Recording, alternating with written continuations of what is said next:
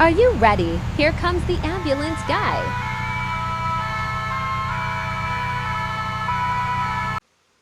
Hey, the ambulance guy is here. The ambulance guy is here. I'm Alex Dunlap III. I'm the president and CEO of ATC Ambulance and also the founder of PulseAi. It's where we bring real business strategies together with real AI strategies to build smarter systems that we can scale businesses and stay grounded in our purpose. When I came to you last time, I told you that I would show you how to scale your business to 7+ figures. And before we talk about any automation or AI tools or anything else like that, we've got to start with the foundation, your why. Because without a strong why, every strategy, every system, every plan will eventually fall apart. Now, you may have read like a book entitled The Purpose-Driven Life. I think it also says What on Earth Am I Here For by a guy named Rick Warren. I think he sold about 50 million copies. Now, you would ask yourself, why would somebody sell 50 million copies about a book that's What on Earth Am I Here For? Because, folks, quite honestly, the majority of people have no idea why they're placed here on this earth, have no idea what they're here for, and will come and leave this earth and without a clue about what is it that they were put on this earth here to do and to inspire others with. Now, and before we even get started tonight, let's start with a few simple truths, right? I'm going to share some data with you real quick here. Let's start with the U.S. Bureau of Labor Statistics and Clarify Capital. Roughly about 20% of new businesses, they fail in their first year. Now, you probably heard that before. And then nearly 50% are gone by year 5. Now, by year 10, 65% have shut the doors. And then if you're lucky enough to make it up to 15 years, but after that, 73% are no longer standing. Now, starting a business is easy, but staying in business, folks, that is hard. And let's be real. If you've never truly stuck to anything, let's say, for instance, a diet. You may have had 5 or 6 of them, or a particular goal that you started, or commitments. We're really good at starting a year out with a whole lot of New Year resolutions, and then by week 2, they're gone. It's going to be super tough for you to stay the course through 10 or 15 years of an entrepreneurship. Because business isn't a 30-day challenge like some of these social media challenges. It's not that. It's not a cinnamon on your spoon where you see how much you can take and you coughing it out. That's not business. But it's a long, unpredictable road filled up with some ups and some downs, some quiet seasons, some moments when quitting feels a whole lot easier than just continuing. Look, I know what I'm talking about because I've been there. And when we launched ATC Ambulance, we were undercapitalized, just basically learning on the fly. Made a whole lot of mistakes. The months got really lean. But what kept me standing was my why. Now let's look at some of the top reasons, right, where businesses fail. There's a lot of reasons. But I'm going to hone in tonight on really something special for you tonight, hopefully. Now follow me on this one. 4% have burnout. Excuse me, I'm sorry. 4%, I'm looking right at the chart. 4% of us have the market misunderstanding, right? What that simply means is that you run out, you think you have this special widget, and you say, hey, I got this widget. Everybody's going to love this widget. and you get out there and find out nobody loves your widget like you did. You haven't done any market analysis, any research to even find out if people need that widget, if that widget is in demand. So market a misunderstanding, completely miss, right? And then that leads to the second thing, 7%, which is a burnout, inconsistency. You find out that your widget is not selling, and so you really become inconsistent with how you approach the business. You're going in every day, you get really kind of burned out. And that's really probably because you had poor business planning, 18%. And then really what runs neck and neck with the one topic that I'm going to really hone in on tonight is really cash flow and then the lack of clarity or purpose. But cash flow and those two, man, they really went neck and neck on a lot of different data charts.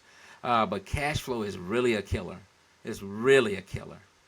But then the number one purpose, and we're going to really dig in on this tonight, guys, is the lack of clear purpose and vision, which 42%. Now listen.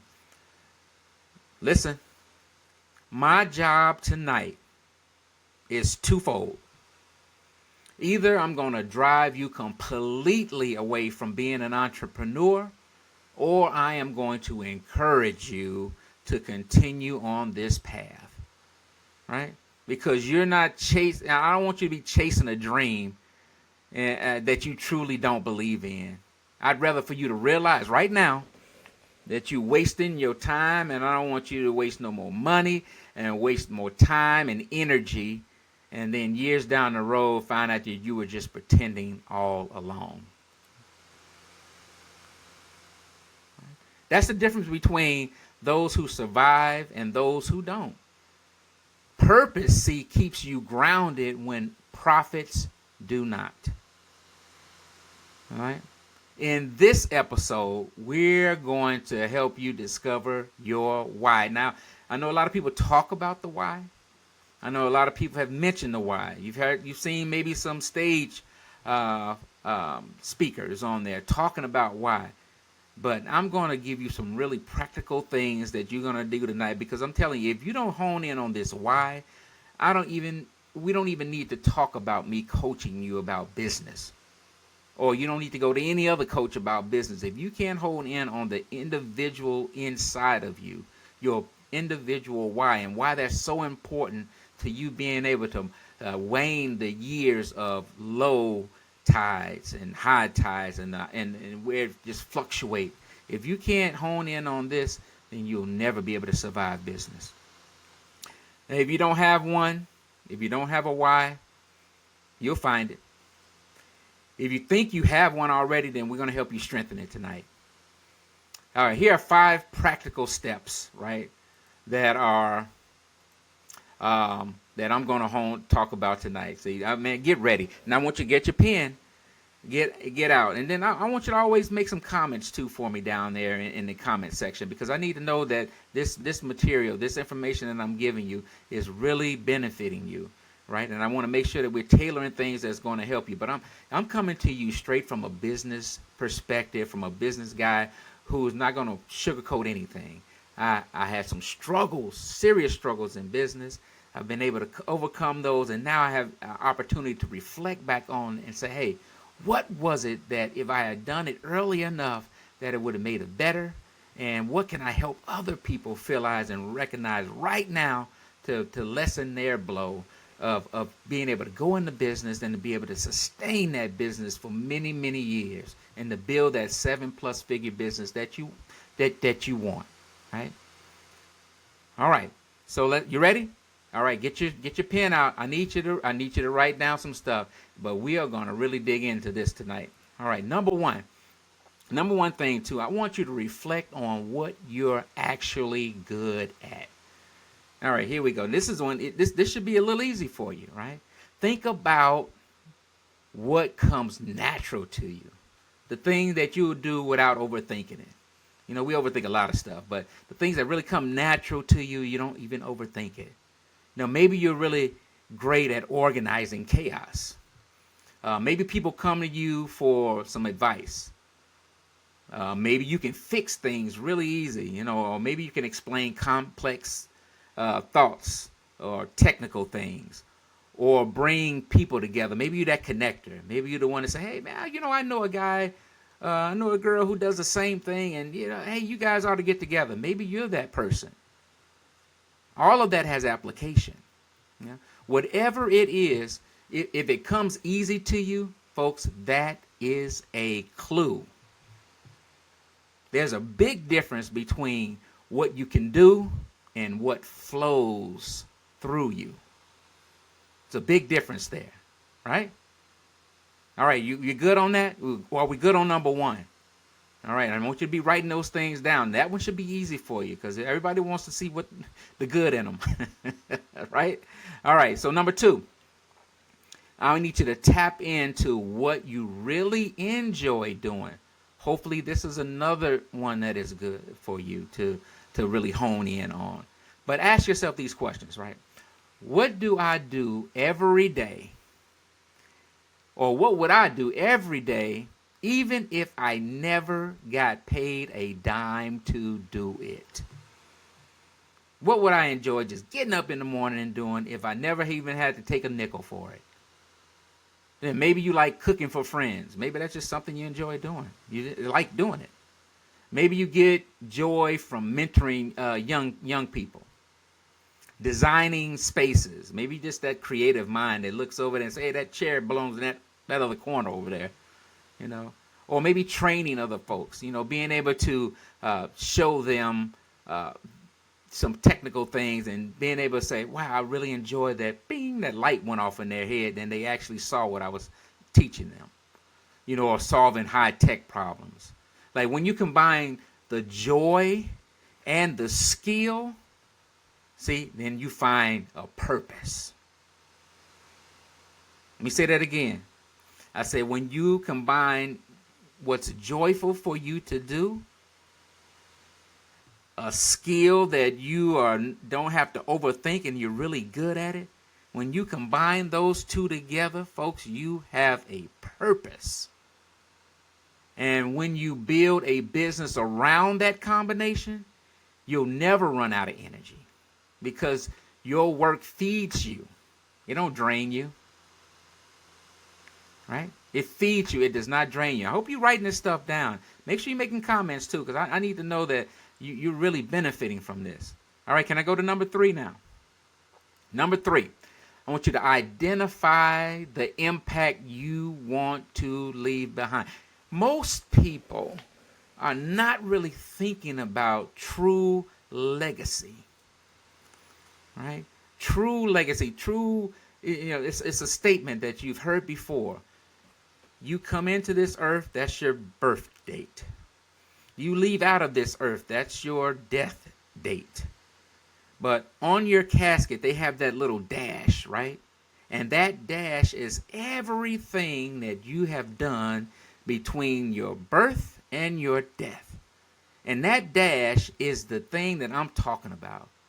Identify the impact that dash, your dash, has made and what you want folks to say about you when you are gone. I even encourage this. I encourage you to write your own obituary. The one that you would like to have read when you're no longer here. The one that you hope that everyone says about you. Right? Purpose always points forward. It's not just about what you do. It's about why it even matters to you. Ask yourself, what do I want to leave behind when this is all said and done? Maybe you want to leave generational wealth for your kids. Now, I often laugh at this one because a lot of times we use buzzwords. Oh, generational wealth. I can't tell you how many conferences I go to, how many things I listen to where the word generational wealth is used. And then when you ask a person, do you want any children? No, I don't want no kids. Well, then what are you talking about? You don't want generational wealth. You need to have generations in order to want generational wealth. What you want to do is be rich. Just say it. Just say it. But see, we want to get away from buzzwords, but we really want to hone in on what is it that we want to leave behind. Is it generational wealth for our kids and our family? And if so, we need to figure out what that looks like and how that plays a part. And then maybe you want people to say, hey, she helped me believe I could do it. In other words, you inspire folks. You want folks to leave here and say, hey, when the chips were down, I could go talk to him or her, and she really encouraged me, and it just kept me going. Maybe you want to be that person. Maybe you want to make healthcare more humane, or build like opportunities in our community. You want to be known for something. Whatever it is, your why should connect your personal success to something bigger than yourself. We often forget that. When you go into business, you get to grinding and grinding and grinding. That's why you need to identify this up front. You get to grinding, and then you just miss out on the little things that really, truly matter. Right, folks, I'm telling you, listen to me tonight. Listen to me. Look, once you get this down, I promise you, your 7, 8 figure, 9 figure, 10 figure, your business will flourish, because now you've made the commitment up front to figure out who you are. Because whoever you are, that's what's going to drive the success or failure of your business. Right? I'm pausing for dramatic effect, right? I want this to sink in. All right? Are you ready for me to move on to number 4? All right, let's get on to number 4. All right? Let's do it. Look for patterns in your past, successes and failures, right? So I need you to reflect, reflection reveals truth.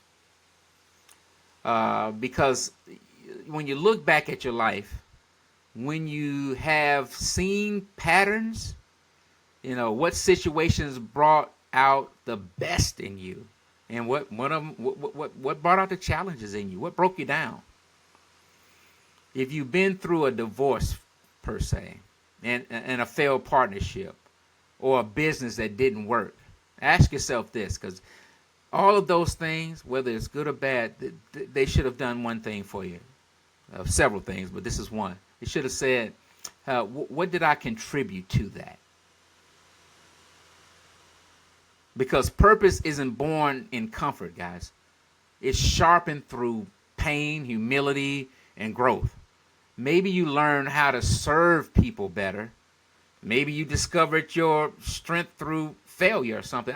You have to reflect on that, whether it was good or bad, and you have to see how you, not the other person, but how you internalized that and processed that and took accountability for that. And whether good or bad. And how you reacted. Because the reaction doesn't come from without. The reaction came from within you. See, your history is going to hold that blueprint for your future. See, oftentimes in the morning, I do stock trading. And there are patterns there, right? And so the pattern, they often look the same. And so I look at something and say, every time I saw that, it's interesting. That was a really good time to buy. And then, you know what? When I saw that particular pattern, it's often a really good time to sell. So you have to look at those pattern of things in your life, and they help you to identify where we're going tonight, right? I hope that makes sense to you. I hope that's resonating really deep within you. All right. And now the fifth thing, we're going to move on to the fifth thing. Man, look, I'm telling you, when you get these things, you will flourish.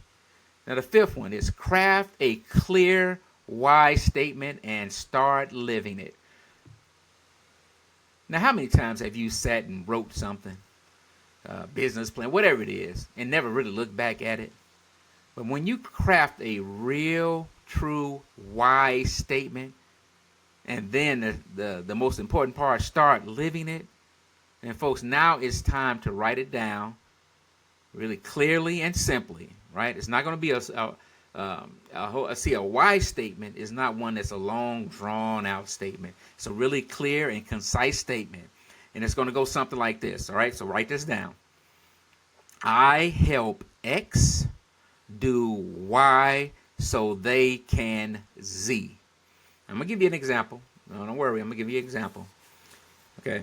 So I help small business owners use AI tools so they can save time and scale with confidence. Okay. That's one example. How about this one? I help single parents build financial stability so they can give their kids the life they deserve. Really powerful statements. You have a legacy within that. You have a purpose within that. You have a, hey, what's actionable in that, and also what's measurable also. Here's another one. I help local communities assess better health care so they can live longer, stronger lives. Really powerful statements. Those are statements that kind of get you up in the morning. Now, write your statement down. Share your statement with me. I'd like to hear it. I'd like to hear you share your statement down there for me, so that I may be able to use it one day. Can I use your statement for somebody else to help them? I'd appreciate it. All right. So when that statement feels true to you, okay, when it feels true to you, when it resonates deep in you, then that's the anchor. That's the anchor. And once you find it, live it. Live it every day. Live that every day. Let your actions confirm your assignment. If you've let yourself down, now don't look around your household. Don't look around the community. Don't look around at history other than yours. When you look at you, you can find that you are the only one who has let yourself down more than anyone else. You have let yourself down more than anyone else. So have I. Right? So let this day be the day that you say, I'm going to write this statement down. I'm going to live this statement. And this is the statement that I'm going to be true and consistent about. Right? I'm going to be true and consistent about this statement.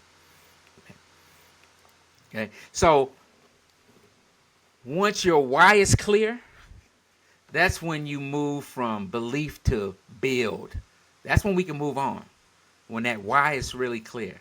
Because belief without structure is just enthusiasm. Enthusiasm, it's going to fade. Like when I talk to you again the next time, I can't wait. So when I talk to you again the next time, we'll take that purpose, we'll turn it into some process. Okay? We'll talk about how to build systems that work, systems that keep your business operating, even when you're tired, distracted, and stretched thin. See, that's how you scale. Not by doing more, but by designing better. But before we move on, I want you to remember this, though.